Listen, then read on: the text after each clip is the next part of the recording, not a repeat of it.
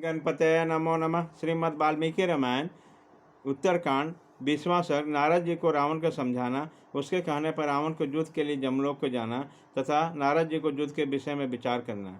अगह जी कहते रघुनंदन, इसके बाद राक्षस राज रावण मनुष्यों को भयभीत करते हुए पृथ्वी पर चलने लगा। एक दिन पुष्पक विमान से यात्रा करते समय वो बादलों के बीच में मुनिश्रेष्ठ देवर्षि नारद से मिले।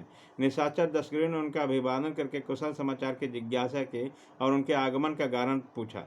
तब बादलों के पीठ पर खड़े हुए अमित कांतिमान महातेजस्वी देवर्षि नारद ने पुष्पक विमान पर बैठे हुए रावण से कहा,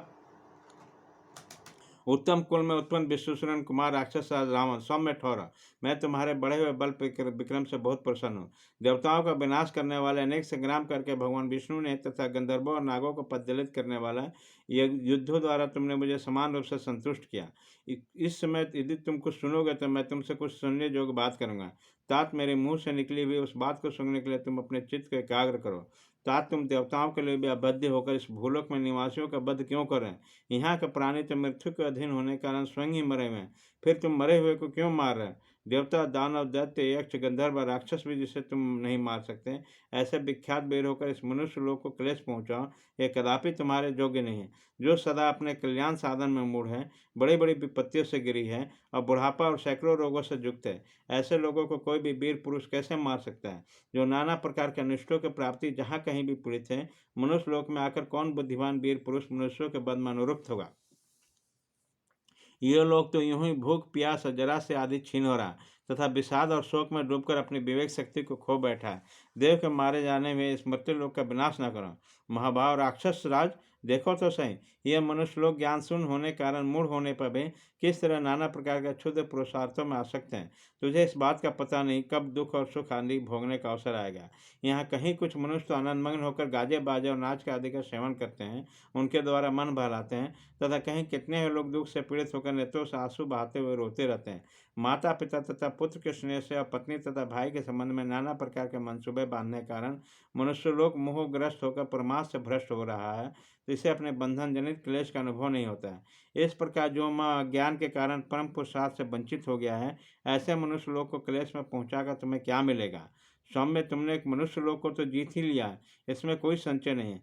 शत्रु नगरी पर विजय पाने वाला पुलिस नंदन, इन सब मनुष्यों को तो जमलोक में अवश्य जाना पड़ता है। अतः यदि शक्ति हो तो जमराज को अपने काबू में करो, उन्हें जीत लेने पर तुम सबको जीत सकते, इसमें संशय नहीं है। नारद जी के ऐसा करने पर लंकापति रावण अपने तेज से दीप्त होने वाले देवर्षि को प्रणाम करके हंसता हुआ बोला, महर्षि, आप देवताओं और गंधर्वों के लोग में विहार करने वाले हैं। युद्ध के दृश्य देखना आपको बहुत ही प्रिय है। मैं इस समय दिग्विजय के लिए रसातल में जाने की उद्यत होंगे।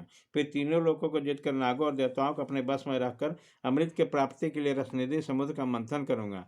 यह सुनकर देवर्षि भगवान नारद ने कहा, शत्रुसूदन, यदि तुम रसातल को जाना चाहते हो तो इस समय उसका मार्ग छोड़कर दूसरे रास्ते से कहीं जा रहे हो। दुर्दश वीर, रसातल का मार्ग अत्यंत दुर्गम है और जमराजपुरी को होकर जाता है।